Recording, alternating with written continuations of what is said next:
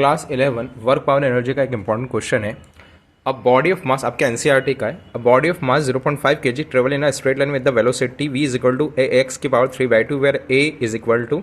अब बहुत सारे स्टूडेंट यहाँ पे कंफ्यूज हो जाते हैं कि सर ये a तो एक कांस्टेंट टर्म होना चाहिए था, पर ये यूनिट क्यों लिख रखी है।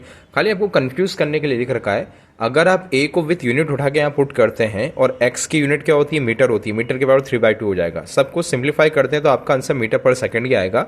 इट मीन्स घबराने की जरूरत नहीं है। What is the work done by the net force during the displacement 0 to 2 metre. अगर आपने वेरिएबल फोर्स की थ्योरी को, जब आपने वर्क एनर्जी थ्योरम करी होगी तो वहाँ पर एक डेरिवेशन आया होगा कि आपको वर्क एनर्जी थ्योरम प्रूफ करनी है बाय वेरिएबल फोर्स। तो वेरिएबल फोर्स का मतलब ये होता है कि इस टाइप का फोर्स जो पल पल परिवर्तित होता रहता है, मतलब आपकी फोर्स की equation in terms of displacement हो सकती है। तो यहाँ पे वही बोल रहा है कि आपका जो डिस्प्लेसमेंट है वो 0 से स्टार्ट होकर 2 मीटर तक जा रहा है, मतलब चेंज हो रहा है। अगर चेंज हो रहा है मतलब ये वेरिएबल फोर्स है। अगर ये वेरिएबल फोर्स है तो जो वर्क डन निकलता है वो इंटीग्रेशन के फॉर्म से निकलता है। बस आपको यही कॉन्सेप्ट ध्यान में रखना है। ओके, आगे बढ़ते हैं। मास आपको गिवन दे रखा है, वी आपको गिवन दे रखा है, ए की वैल्यू आपको पता है, ए की वैल्यू मैंने वहां पे पुट कर दी। अब जो वर्क डन होगा, देखिए 0 से 2 मीटर जाने के लिए जो वर्क डन होगा ना, मतलब आप छोटे छोटे डिस्प्लेसमेंट ट्रेवल कर रहे हैं, छोटे छोटे डिस्प्लेसमेंट में वर्क डन भी क्या होगा, छोटा होगा, स्मॉल वर्क डन होगा। फॉर एग्जाम्पल जैसे यहाँ से आप ट्रेवल करना स्टार्ट करते हैं, यहाँ तक जा रहे हैं, तो ये छोटा छोटा डिस्प्लेसमेंट आप ट्रेवल कर रहे हैं। इन छोटे डिस्प्लेसमेंट के ऊपर जो वर्क होगा वो भी क्या होगा, स्मॉल होगा।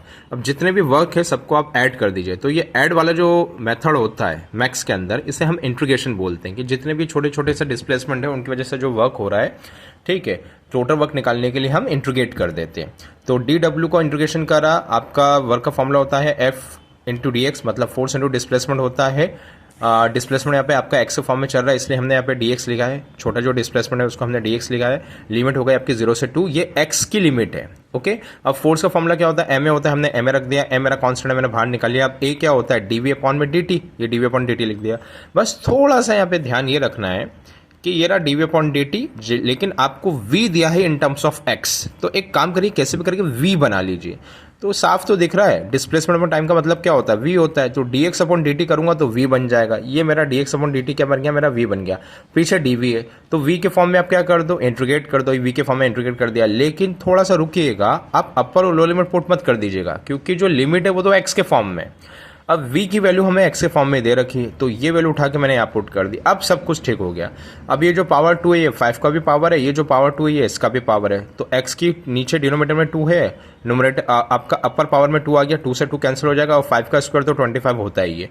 बस अब लाके यहाँ पे अपर लिमिट पुट कर दीजिए। लो लिमिट पुट करने से कोई मतलब नहीं, पूरा 0 हो जाएगा। खाली अपर लिमिट पुट करिए, सॉल्व करिए, आपका आंसर 50 जूल आ जाएगा। तो काफ़ी अच्छा क्वेश्चन, थोड़ी सी मैथ्स है यहाँ पे, बाकी कॉन्सेप्चुअल क्वेश्चन है। आई होप आपको समझ में आया हो। Thank you.